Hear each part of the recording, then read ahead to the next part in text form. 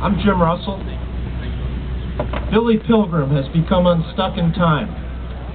And when I visit the Commons, I become Billy Pilgrim. And he's the main character from Slaughterhouse-5 by Kent Vonnegut. But it's eerie. Every time I come here, I'm back in 1970, May 4th. I was graduating senior in the spring of 1970 when I followed the National Guard up over that hill. I thought it was all over when they were on the practice football field.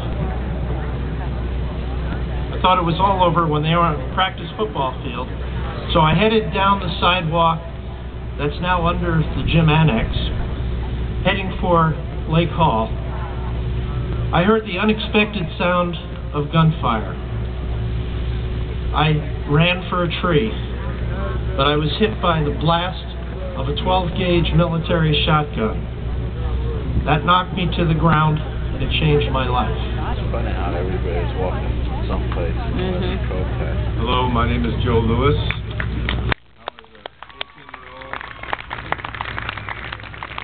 I was an 18-year-old freshman on May 4th, 1970, when I was struck by National Guard gunfire. I want to thank the May 4th Task Force and the university for the opportunity to share with you my feelings on this day. 37 years ago, our classmates were murdered by a firing squad acting on behalf of the Nixon and Rhodes administration.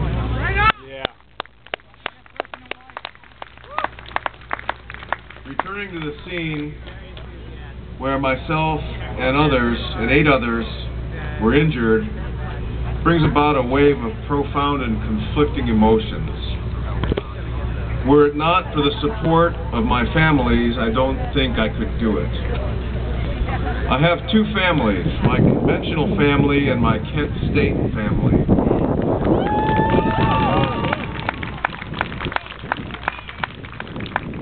My wife is traveling with me. My mom, sisters and brothers, nieces and nephews, my stepson and their families live within an hour of here, and some of them are here today.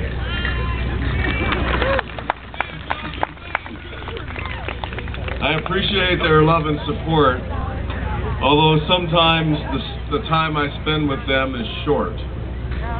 My sisters refer to me as the whirlwind. Before the day we were shot, I didn't know the members of my Kent State family. I had seen Tom and Alan and thought they were intelligent and intense. I frequently saw Barry Levine and Allison. He was my mailbox partner at Johnson Hall, and she was attractive in every way. After the shootings, at our various legal proceedings and family meetings, we got to know the parents of the 4 victims. At first, they weren't sure what to make of us. The media at the time had painted a picture of demonstrators as communists and criminals. Dissent from government policy was considered unpatriotic. It wasn't too long, though, before the parents saw through the lies and embraced us as their own. I don't know what we would have done without Arthur and Doris Krause's angry power, Martin and Sarah Scheuer's quiet defiance, Lou and Florence Schroeder's solid American values and indignation, and Elaine and Art Holstein's outrage and demands to know the truth about what happened here that day. We needed their guidance and their love. Now we return, still searching for the truth. When I see my blood brothers, the 8 wounded survivors, I can't describe how I feel. But it's like I never want to leave them. We've shared a lot. While Joe was fighting for his life in the hospital in those days after the shootings, After the university closed, I stayed in town and completed the classes I needed for graduation. Then I went home to Pennsylvania. I turned down the invitation that came to come back to Kent to be indicted, so I missed that judicial fiasco. We endured 5 years of judicial torture, ending with the civil trial in 1975. That is when I left Ohio. I decided to disappear into the hills of Oregon. For 10 years after the shootings, I couldn't talk about it.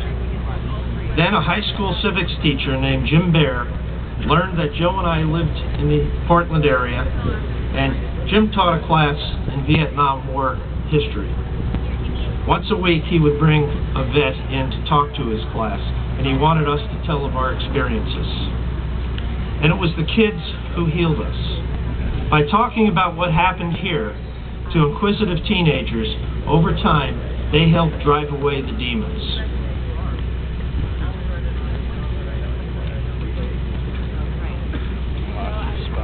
With the support of Jerry Lewis, Carol Barbado, Laura Davis, and others, we will continue to describe what happened here. After a few years in the classroom of passing around books and magazines while we talked, I made some large Xerox copies of the photos that were used in the trials. I like to tell the students when we talk to them that if you're going to have a cover-up, don't do it in front of the School of Journalism.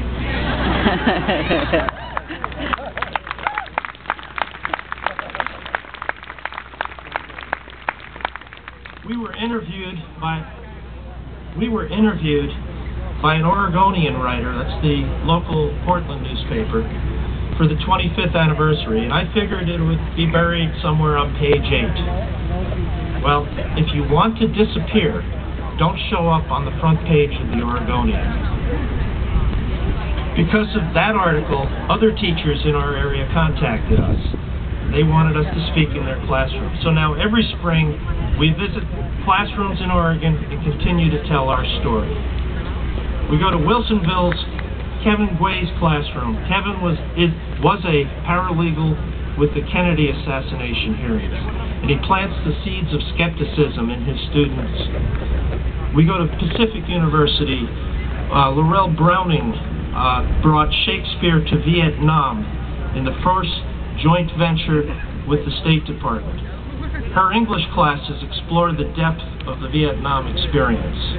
We go to Clatsop Community College, where Debbie Casper was the National Community College History Teacher of the Year. Her students are well prepared to hear our stories of the shootings and their times.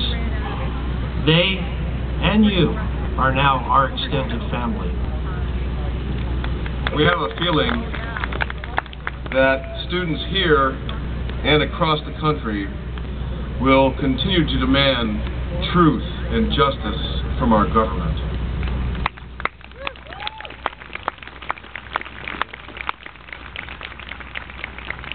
In 1970, 4 KSU students, Jeff, Sandy, Bill, and Allison, were deprived of their chance to build families.